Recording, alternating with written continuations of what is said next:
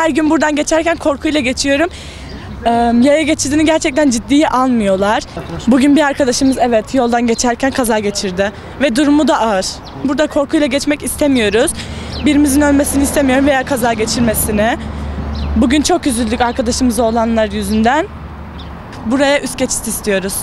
9 civarında burada araba çarptı onu. Neden? Çünkü hiçbir önlem yok. Biz de her gün buraya gelince korku içinde geliyoruz, karşıdan karşıya geçince üst geçit istiyoruz. Öğrencilerimiz tedirgin oluyor, bizler de tedirgin oluyoruz. Öğrencilerimiz korkuyla geliyorlar zaten. Öğrencilerimizden bırakın biz bile artık korkuyla şuradan karşıdan karşıya geçiyoruz. Bir üst geçidin yapılması veya trafik kurallarının tamamen uygulanmasını istiyoruz burada. Birkaç defa gerekli mercilere ben dilekçe yazdım.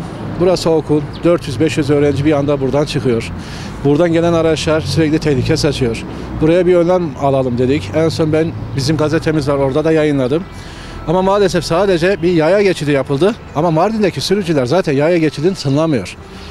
Bizim acilen burada bir üst geçide ihtiyacımız var. Allah esirgesin, bugünkü arkadaşımızı, öğrencimizi, kızımızı kaybedebilirdik.